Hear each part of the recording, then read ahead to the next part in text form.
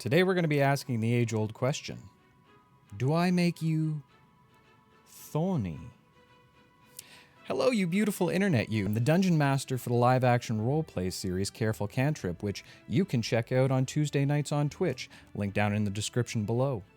Today we're going to be doing something a little different though. We're going to be going behind the screens so I can give my fellow DMs a few tips, tricks, strategies, and tactics for their next monster encounter. For the first major creature encounter of our campaign, I wanted something that was big and mean, but at the same time caused a little bit of a mental challenge to my players. So, as I usually do, I went to the pages of Volo's Guide to Monster, and that's where I came across this little beauty. A veggie pygmy puppy, the Thorny. I mean, look at this thing.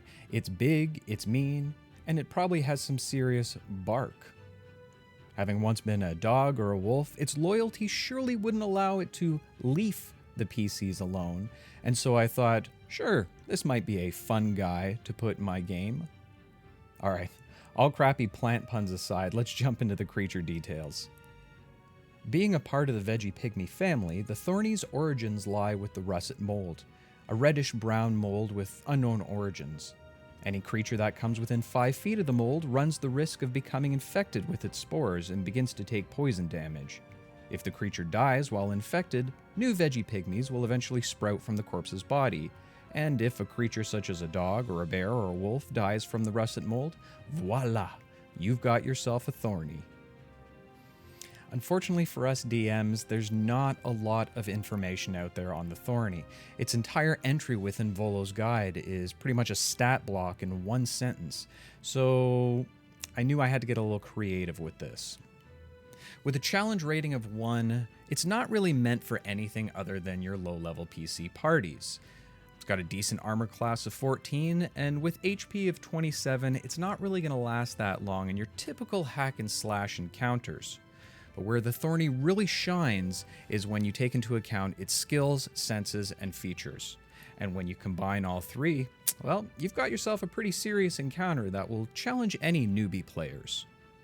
Now, full disclaimer, I did tweak the stat block a little bit, but hey, stay with me for a minute. I did keep it within the context of the creature itself. The first thing I added was the pack tactics, giving it advantage on attack rolls when an ally is within 5 feet. I figured if this creature was originally a wolf, or a dog, or a lion, this might be an appropriate feature to add to the reborn version as well. The second tweak I added was a single use of the spell Entangle, which I'll get to in just 1 second. So with that said, let's take a look at the features and see how you can implement some of the strategies and tactics into your next encounter with a Thorny. Alright, so let's get down to the brass tacks of this video and find out how some of these features might be implemented as strategies and tactics within your next encounter with the Thorny. First off, you have to keep in mind that as a part of the veggie pygmy family, it is in fact a plant and not a beast or an animal at all. This could throw a major wrench into your PC's plans if they're attempting to charm the creature with something like animal friendship or speak with animals. Continuing on with the whole plant theme, the creature also has an ability called Plant Camouflage. Now, what this does is that it gives the Thorny advantage on any kind of stealth check if it's in terrain with ample plant life. Now, you combine this with the fact that it already gets a bit of a bonus to its stealth checks, as well as the fact that it has dark vision, and all of a sudden you have a pretty serious nighttime stalker threat on your hands. As the name implies, Thorny, it has thorns on its body, which add a little bit of extra damage to anything that's grappled with it at any given time. This is why I added the plant-based spell Entangle.